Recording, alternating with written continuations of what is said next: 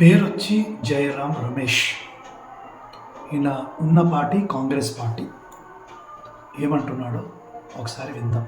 ये यात्रा वो चीज बनाने के लिए है जो मैं समझता हूं मंदिर से भी पवित्र है. సో 2012లో ఈ స్పీచ్ ఇస్తున్నాడు. ఈయన ఒక యాత్ర చేస్తున్నాడంట.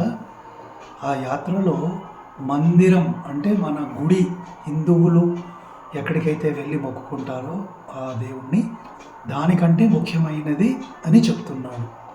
వినండి. और वो है शौचालय.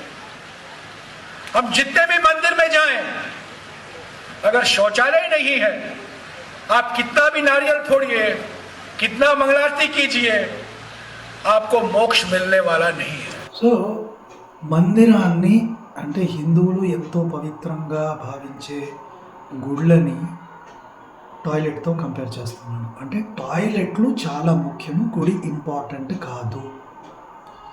బాగా బలిసిన లెక్కలండి ఇది. అందుకే కాంగ్రెస్ పార్టీ ఇలా ఉంది ఈరోజు. సరే, టాయిలెట్లు చాలా ఇంపార్టెంట్ అని ఈయన అంటున్నాడు. ఏమన్నా టాయిలెట్లు కట్టాడండి? ఎక్కడైనా కట్టాడా? మోదీ గారు వచ్చిన తర్వాత టాయిలెట్లు కట్టాలి అని ఒక ఉద్యమాన్ని నడిపి దానికి సబ్సిడీ ఇచ్చి టాయిలెట్లు కట్టించారు. కనీసం కాంగ్రెస్ గవర్నమెంట్ టాయిలెట్ల గురించి మాట్లాడుతుంది. టాయిలెట్లు ఏమన్నా కట్టించిందా? కట్టించలేదు. అంటే రామ మందిరం కట్టకుండా ఉండడానికి సాకులు చెప్తూ టాయిలెట్ ముఖ్యమని చెప్తున్నాడు. ఎంత బలుపు లేకపోతే, బలిసి ఉండకపోతే ఈ మాట మాట్లాడుతాడండి ఎదవా. అదే అనుకుందాం, ఈ వ్యక్తి గుళ్ళ గురించి కాకుండా ఈ గుళ్ళ ప్లేస్లో మసీదుల గురించి, చర్చిల గురించి ఇదే మాట మాట్లాడగలడా? ఈ ఈ వేస్ట్ ఫెలో మాట్లాడు.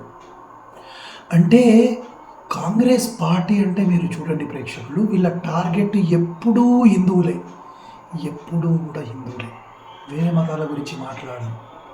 మళ్ళీ మేము సెక్యులర్లమని చెప్పుకుంటాడు ప్రతి లీడర్ ఇంతే.